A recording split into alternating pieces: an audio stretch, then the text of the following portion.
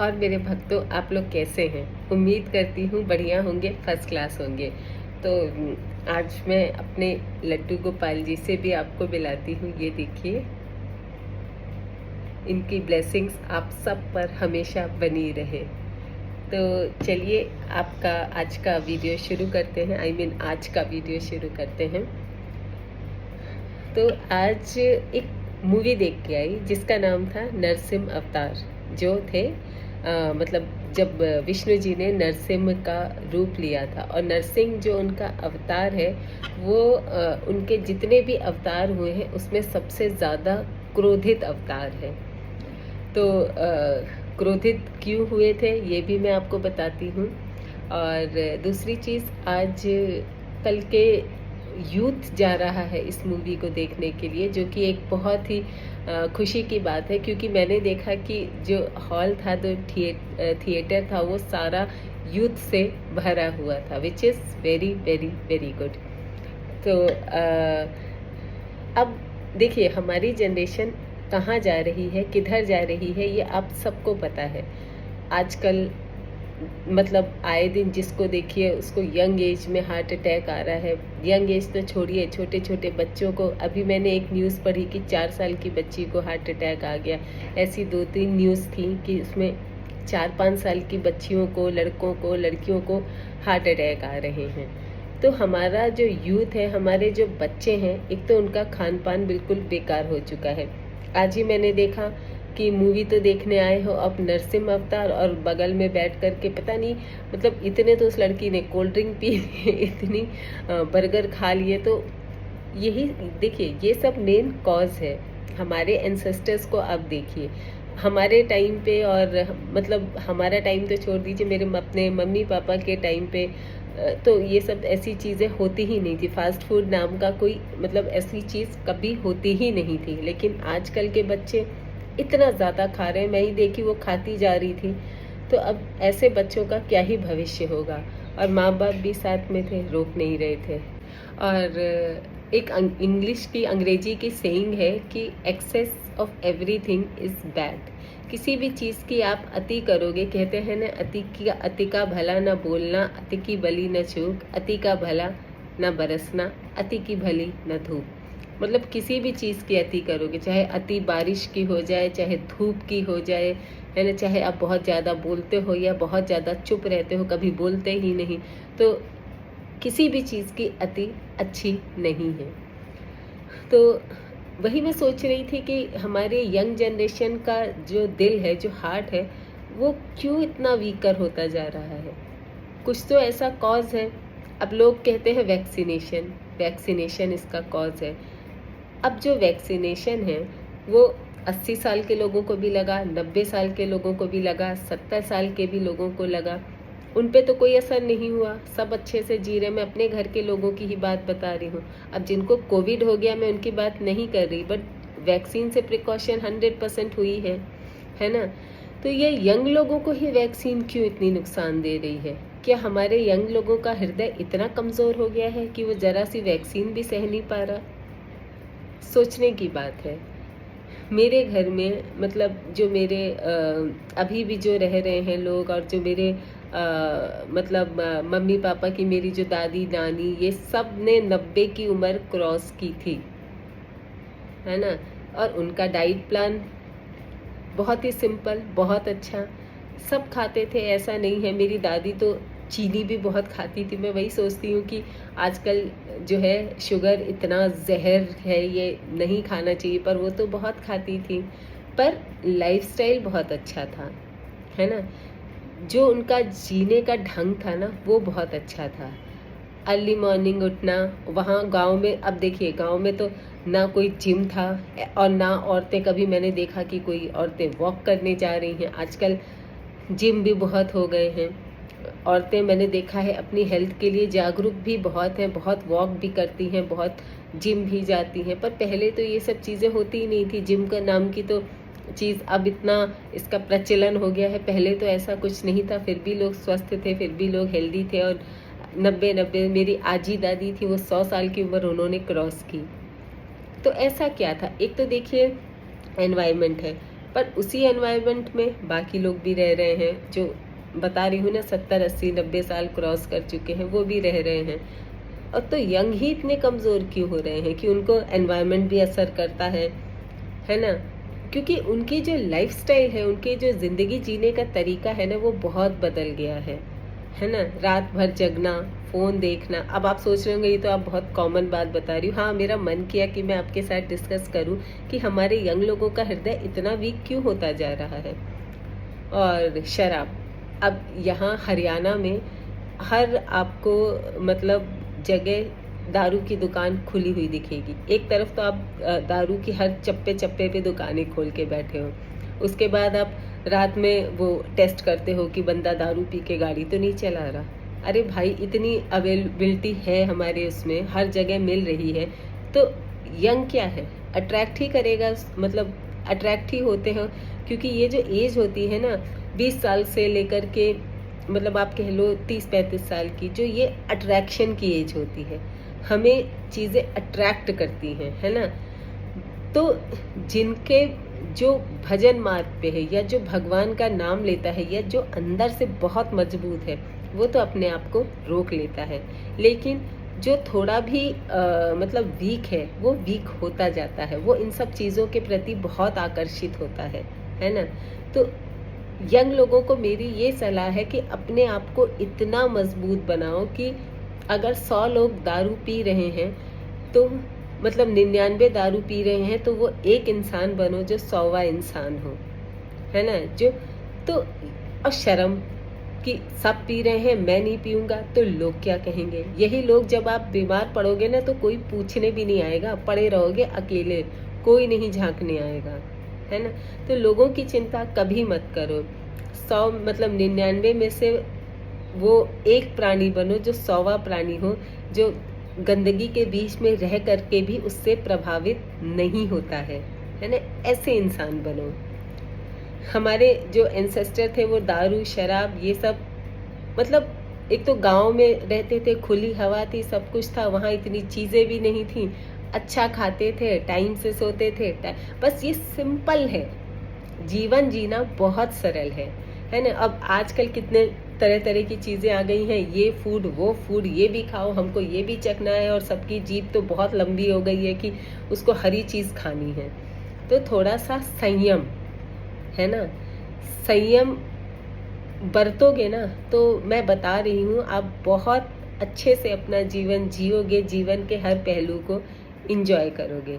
देखती हूँ इतना दुख होता है, खेल आज देखा वीडियो, बैडमिंटन खेल रहे हैं, धड़ाम से गिर गए, हार्ट अटैक आ गए। क्या हो रहा है हमारे यूथ को, है ना?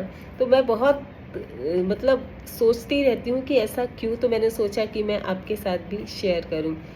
अब 2-3 चीज़ें मैं बताती हूँ, मतलब जो मैंने देखा है कि मेरे घर के लोग, जैसे मेरे जो फादर इन लॉ हैं, वो 80 के हैं और अभी भी बिल्कुल परफेक्ट फिट, हम क्या होंगे उतने फिट जितने वो हैं। तो उनका मैं तरीका देखती हूँ, और अपना जो और भी मेरे मम्मी मतलब दादा दादी थे, उनका जो तरीका है, एक छोटा सा तरीका बताती हूँ, उसको आप ज़रूर फॉलो करिए, तो अच्छी लाइफस्टाइल होगी। मेरे जो फादर इन लॉ हैं, उनको ना तो घुटनों में कोई प्रॉब्लम, ना हार्ट की कोई प्रॉब्लम, ना बीपी, ना शुगर, ना कुछ। Simple lifestyle. सुबह उठते हैं, ड्राई फ्रूट्स रात में भिगो करके, मैं बता रही हूँ ताकि आप भी वही चीज़ फॉलो करें और हैप्पी रहें, स्वस्थ रहें। रात में ड्राई फ्रूट्स भिगो के रख देते हैं, यूजुअली उसमें बादाम होते हैं, अखरोट होते हैं, और मुनक्का होता है। ये तीनों, क्योंकि मुनक्का के कहते हैं जो बीज होते हैं ना, सीड, वो बहुत फ़ायदेमंद होते हैं। तो उसको रात में भिगो करके रख दिया, और सुबह उठ के कहते हैं ना कि उसकी तासीर जो है वो गर्म से ठंडी हो जाती है। बहुत गर्म तासीर की चीज़ें लेनी भी नहीं चाहिए, ख़ास करके जिनको एसिडिटी रहती है। वो सुबह उठ करके उसको खा लिया, और साथ में लौकी का जूस ले लिया। तो ये सब चीज़ें, और 2-3 स्टेप है, मैं जल्दी जल्दी आपको बता देती हूँ। और ये चीज़ें लेते हैं मॉर्निंग में, फिर अपना वो लौकी का सूप पीते हैं, क्योंकि उनको ना थोड़ा खांसी सर्दी हो जाता है जल्दी, यहाँ पे थोड़े वीक हैं, तो लौकी का जूस ना पी करके लौकी का सूप पीते हैं। इक्वली गुड है। अगर आप सूप पिए, जिसको कफ कोल्ड की प्रॉब्लम रहती है, वो जूस की जगह सूप पी लें, सूप बनाना बहुत अच्छा, मतलब आसान है बिल्कुल। हम कैसे बनाते हैं, थोड़ा सा घी लिया, उसमें जीरा, जैसे हम लौकी की सब्जी बनाते हैं, बस उसको पानी थोड़ा ज़्यादा डाल करके उसको बहुत लिक्विडी फॉर्म में बनाते हैं, वो लेते हैं। प्लस जो रेगुलर नाश्ता बनता है वो बहुत थोड़ा सा लेते हैं, ज़्यादा नहीं। जैसे पराठा है, पोहा है, ये सब जो होता है बहुत थोड़ा सा लेते हैं, वो अपना पेट इसी सबसे भरते हैं। अनार ज़रूर खाते हैं पता नहीं, खैर अनार छीलना बहुत प्रॉब्लम का काम है, पर वो उनका रूटीन है। अनार ज़रूर खाते हैं, कहते हैं उससे पेट बहुत सही रहता है। और पपीता ज़रूर खाते हैं। और जो सीजनल फ्रूट्स रहते हैं, मैंगो हो गया, अभी तो जैसे मैंगो का सीज़न है, ये सब खाते हैं। ऐसा नहीं है कि किसी चीज़ से कोई परहेज़ है। मीठा भी थोड़ा बहुत खाते हैं, ऐसा नहीं कि मीठा बिल्कुल छोड़ रखा है, मिठाई विठाई थोड़ा बहुत खा लेते हैं। बाकी आफ्टरनून में प्रॉपर लंच होता है। और एक चीज़ जो गौर देने वाली मतलब बात है, वो ना, एक तो खाने के बाद अर्जुनारिष्ट ज़रूर पीते हैं। कहते हैं अर्जुन की छाल जो है आपके दिल के लिए बहुत अच्छी होती है, इसको ज़रूर से शामिल करिए। चाहे आप किसी भी साल के हो, चाहे आप 20 साल के हो, 30 के हो, 40 के हो, इसको ज़रूर खाने के बाद आप एक जो उसका मेजरिंग कप आता है उससे पिएं। अगर 2 टाइम नहीं तो 1 टाइम तो ज़रूर पिएं, ये आपके दिल के लिए बहुत अच्छी है। कहते हैं इससे हार्ट की मतलब रामबाण है हार्ट के लिए। तो अर्जुनारिष्ट आप झंडू का भी मंगा सकते हैं, पतंजलि का भी ले सकते हैं। इसको मंगाइए और अपने डाइट में इसको ज़रूर शामिल करिए। और साथ में जो थोड़े ओल्ड एज हैं या जिनको स्टमक का प्रॉब्लम रहता है, वो पंचारिष्ट ज़रूर पिए। झंडू का भी अच्छा है, आप किसी भी ब्रांड का ले सकते हैं, झंडू पंचारिष्ट। वो एक ढक्कन पीते हैं, प्लस वो अर्जुनारिष्ट पीते हैं। बाकी हृदय अमृत खाते हैं, वो रामदेव जी की बहुत अच्छी मेडिसिन है। उससे उनका दिल, अभी हमने उनको डॉक्टर को दिखाया और डॉक्टर ने कहा, अरे आपका दिल तो मतलब आपका जो हार्ट है वो तो बिल्कुल परफेक्ट है, ना कोई कोलेस्ट्रॉल, ना कोई ट्राइग्लिसराइड्स, ना कुछ, ना एलडीएल, सब कुछ एकदम परफेक्ट तो हमने कहा, और डॉक्टर ने इनफैक्ट वहाँ जो 1-2 यंग लोग थे उनको बोला भी कि आप देखो आपसे कहीं ज़्यादा हेल्दी ये हैं। तो ऐसा रूटीन करोगे ना आप, तो आप भी हेल्दी रहोगे। और मैं यही कह रही हूँ कि अर्जुनारिष्ट ज़रूर अपनी डाइट में शामिल कर लीजिए। मैं इसलिए बता रही हूँ ना, ताकि आप भी अच्छी और हैप्पी लाइफ जिएं, और ये जो आजकल इंसिडेंसेस हो रहे हैं वो किसी के साथ ना हों।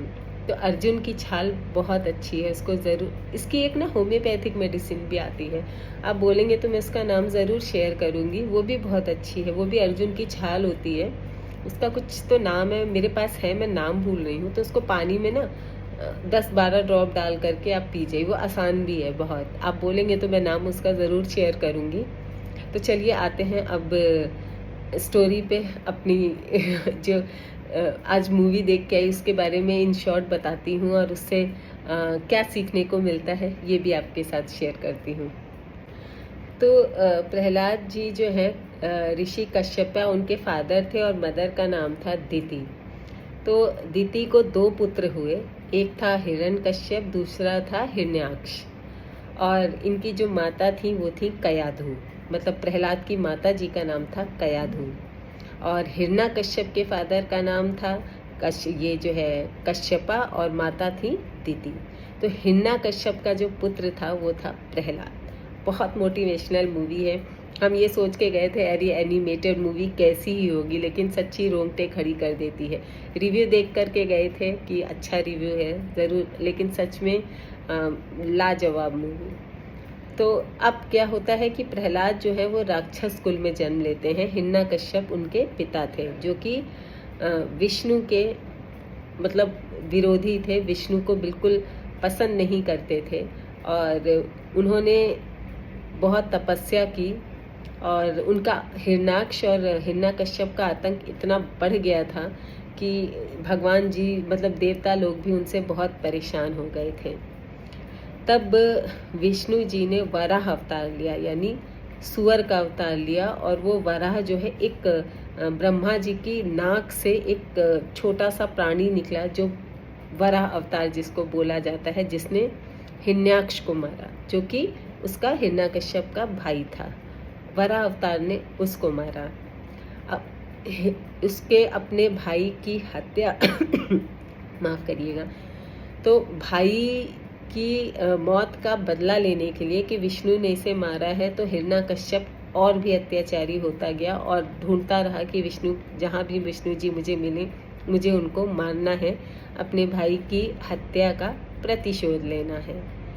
पर इसी जगह, इसी राक्षस कुल में एक भगवान का भक्त आता है, जो हिरण्यकश्यप की पत्नी थी कयाधु, उनके पेट से उत्पन्न होता है प्रहलाद, जो हर मतलब सृष्टि की हर एक चीज़ में, चाहे वो सजीव हो चाहे वो निर्जीव हो, है ना, उसमें भगवान विष्णु को देखता है।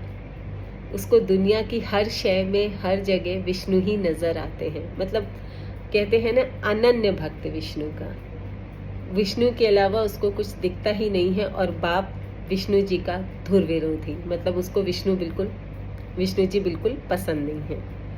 तो अब सोचिए सामंजस्य कैसे बैठे, एक दुश्मन और दूसरा भक्त, है ना, और जिसने प्रतिज्ञा ली कि उसे विष्णु जी को मारना है और दूसरे ने प्रतिज्ञा ली कि उसे विष्णु ही चाहिए।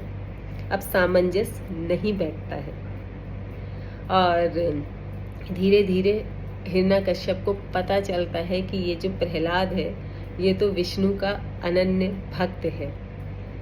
अब हिरण्यकश्यप, बाप को देखिए, बाप था, प्यार तो करता ही था, है ना, अपने पुत्र को तो राक्षस हो चाहे जो भी हो प्यार तो करते ही हैं। लेकिन इस कॉस्ट पे वो प्यार नहीं कर सका प्रहलाद जी को कि वो विष्णु का भक्त था, जिसके लिए उसने अपना पूरा जीवन दे दिया। और हिरण्यकश्यप ने मतलब तपस्या की ब्रह्मा जी की, और इतनी तपस्या की कि उसकी तपस्या से पूरी धरती कांप उठी थी।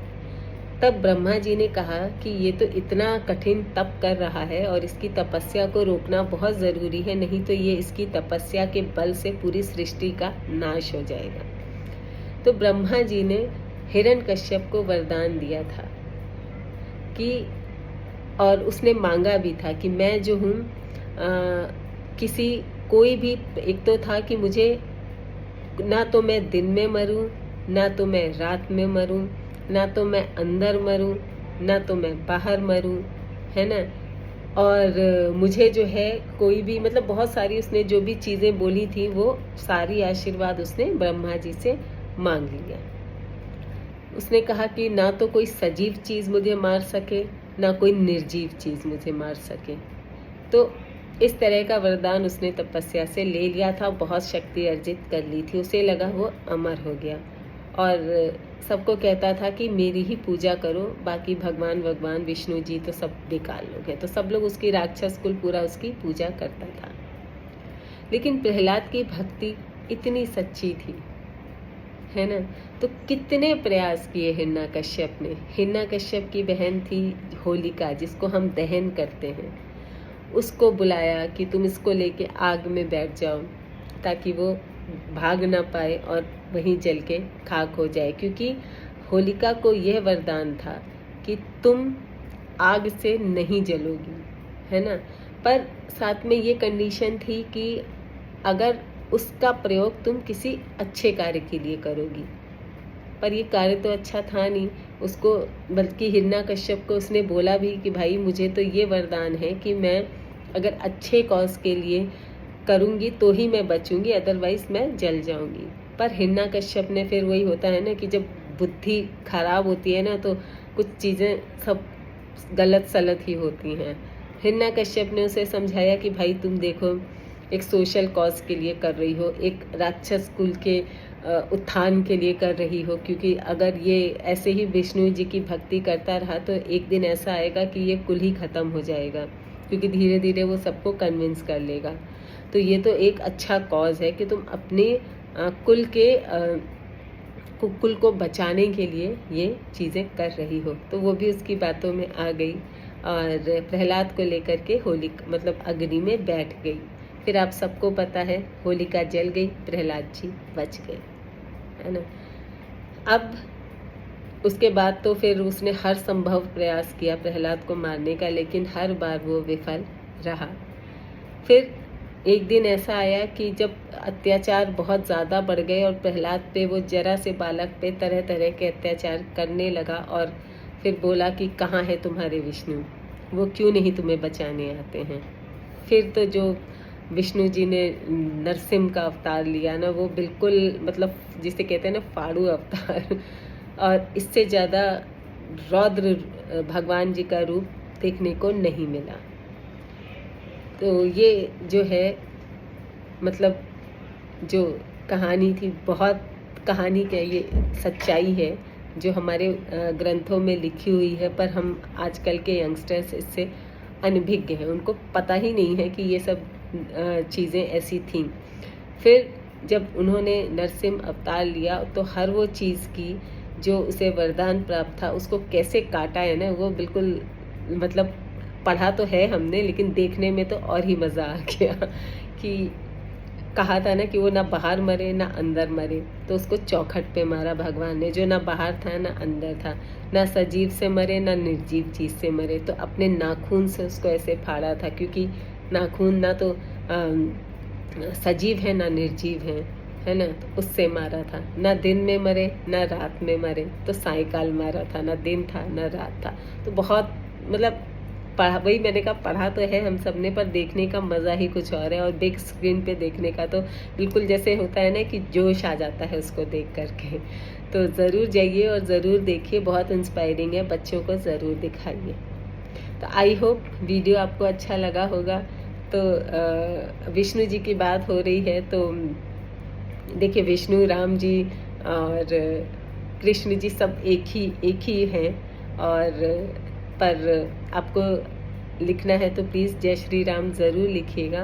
और जाते जाते ये हमारे प्याले से लड्डू जी भी आपको बाय बाय कर रहे हैं, और आपका दिन मंगलमय हो, शुभ हो, और आप जीवन में बहुत उन्नति और बहुत तरक्की करें, आपका स्वास्थ्य अच्छा रहे।